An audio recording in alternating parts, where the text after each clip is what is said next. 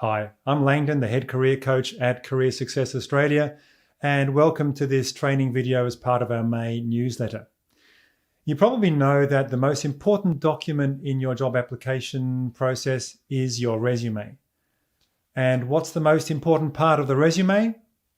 The very first bit at the top of it, which the reader is going to see first, and hopefully it's going to inspire them to keep on reading, because the longer they engage with your resume, the more chance that they'll pick up the phone and talk to you and you'll get an interview.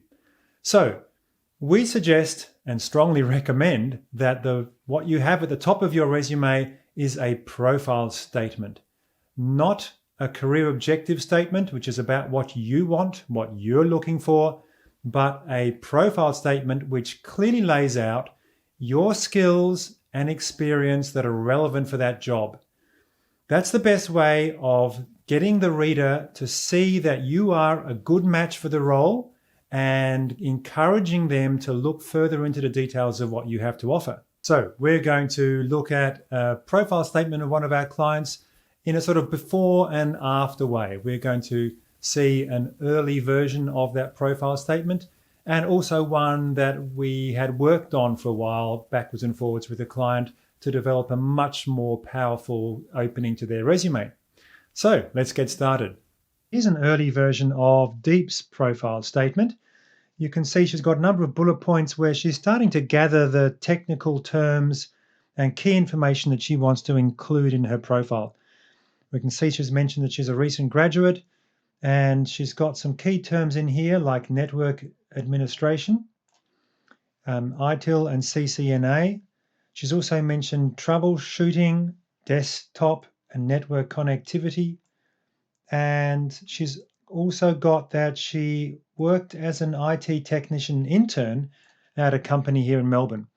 So these are the basic bones of the key matching skills that she has.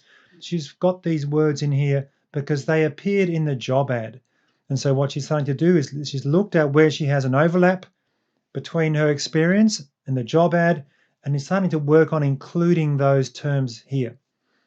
And here's a much more developed version of Deep's profile statement that's starting to take shape. Not finished yet, but it's looking a lot better. So let's have a look at the changes. As you can see, we've now added some information to the headline of this profile statement. We've used a key term here, which is actually the job title that she's applying for.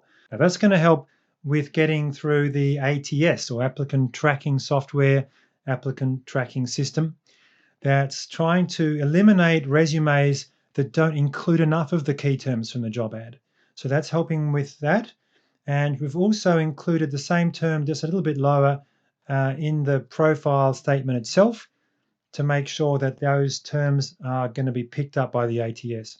She has provided more detail in this opening sentence now by going into some specific details about the tasks that she's performed. In your profile statement, you don't need to include full sentences with a subject like I am.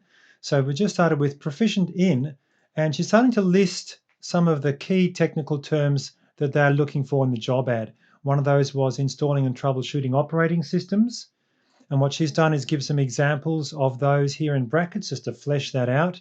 And we've prompted her here for another couple of the key terms from the job ad that she has experience in.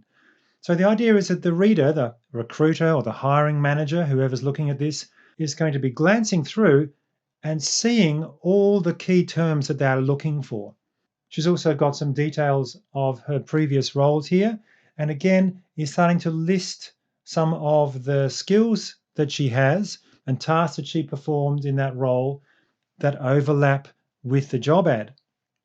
I like the fact that she's providing more detail here in brackets so she's not just taking key terms from the job ad, because that's going to be a bit too obvious, but she's also fleshing it out, providing that extra detail, which gives the profile statement a much stronger sense of authenticity. She's rounded it out with mentioning her qualification there at the end.